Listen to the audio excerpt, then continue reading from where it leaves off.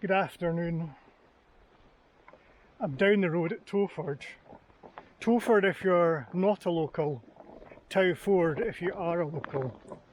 I'm down on my own. The young folk are getting ready to go back to school. Schools in Scotland go back mid-August, and it's mid-August. I think they're going back this week. Also, they will have, some of them anyway, will have got their exam results. So we can hope that they did well in their exam results. I'm sure they did. They're all, you know, quite clever. Now that I've said that, the one who didn't do well and might think that I don't think they're clever, the only consolation I would say is that I didn't do well in my exams, and look at me.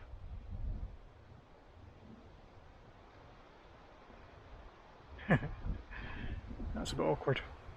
As I say, I'm down on my own. I was down midweek, and I came down midweek because I wanted to stop off at a place in St Boswell's to order a couple of IBC tanks.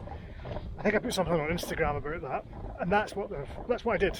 So I came down to make sure I cleaned up, moved stuff into the kitchen, tidied up a good bit, and I ordered the IBC tanks, and they are here. Unfortunately, they're at the gate, which is down there, not at the house or the building, which is behind me.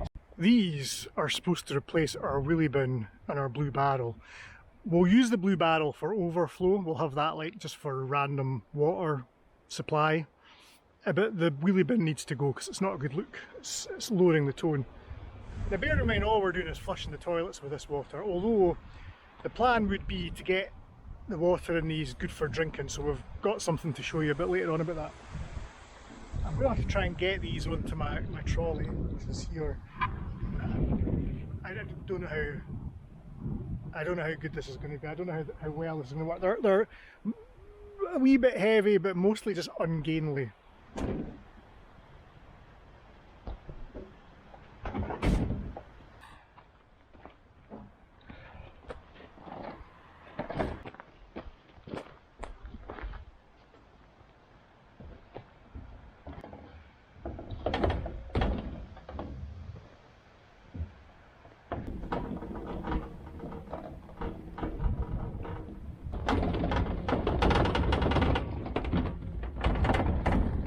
One of the things we want to really do is have a rainwater system that we can use for drinking water.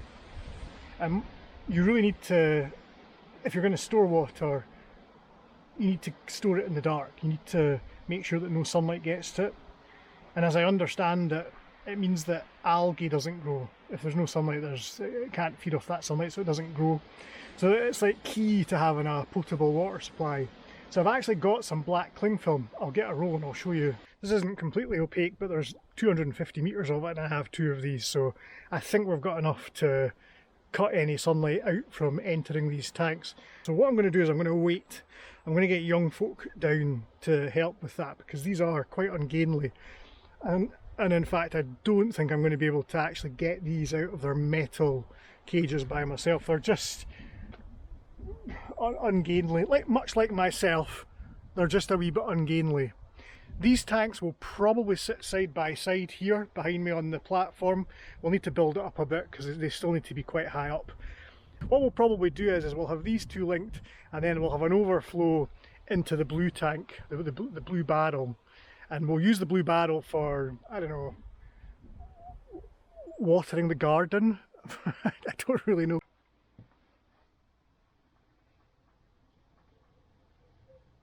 This is another one of those interludes where we drift away from the outdoor centre back to a different location and a different topic.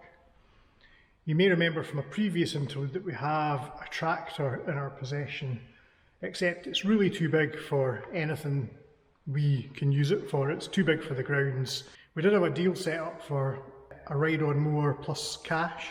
Unfortunately it fell through, and the reason it fell through is because the rear hubs on the tractor leak, and the people who wanted to use it to gather hay for their horses, and obviously if it's tracking oil, you know, gear oil into the hay that the horses are going to be eating, that's not going to be great for the horses. So what I just showed you there was, that's the sort of the, what would you call that?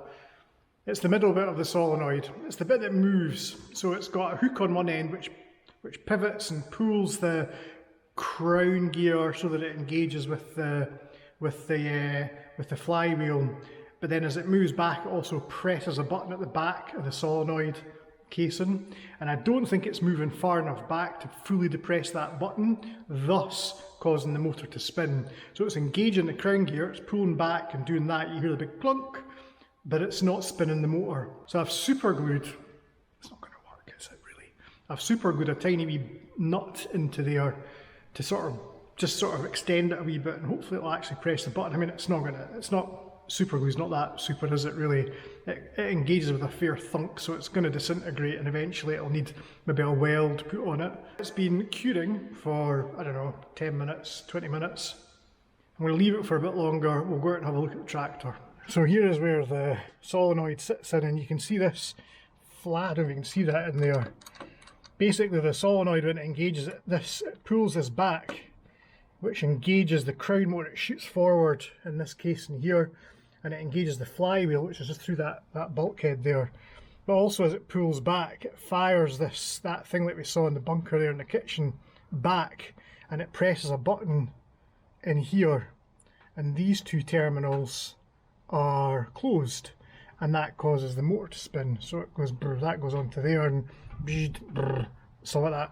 Interestingly or not, I actually thought that they'd ran something over in this tractor and it had gotten tangled up down under here in the hub there. You see that's where it's leaking from. You can see all the oil on the floor, and I think what that was baling twine, and they'd wrapped it round to seal it all off to stop it leaking, and I just wiped it all off. Problem is to fix that you need to split this tractor in half. The whole side needs to come off. It's a massive job, so we're not doing that. We may be able to patch it and seal it from the outside. So that was the aim today, but we've not even got that far. I'm going to press the button and see what happens. So let's make sure it's not in gear first. I'm going to get ran over by my own tractor. That would be a bit of a wasp.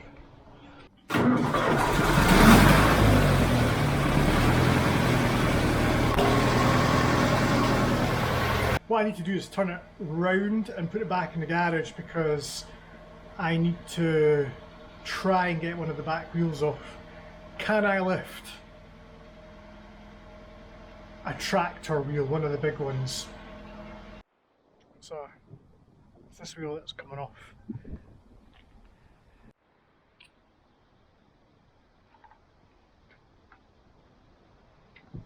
Don't judge me.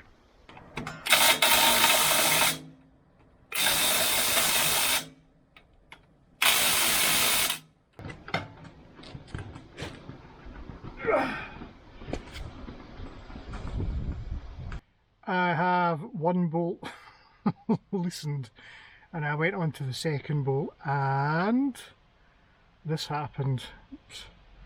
My frankly insubstantial, minuscule, just deeply unmanly lever just gave up. So it's now in two pieces. Got a wee bit there as well. So I think I need to borrow some bigger. Do you know, the truth is I just don't know my own strength. That's what it is. It's not this. This was like as strong as any, you know, it wasn't cheap. It's just me. It's just my muscles, you know. It's just, you know. I know that there are people out there who work on tractors for a living and they're thinking, oh, get some proper tools, your pry bar tiny, blah blah, whatever, pry bar, whatever, your levers, and it's like, it's just my strength. It's just, I just don't know where it ends. Do you know what I did? I used the lever for the jack. I took it off and slotted it over this and leant on it, and it was just too obvious. It's not designed to kind of handle that much torque. It is a silly wee thing, this, a silly wee breaker bar, but I finally remembered what it was actually called, not a pry bar, a breaker bar. So that's that then. I don't have anything else that'll do it, so I'm just going to give up.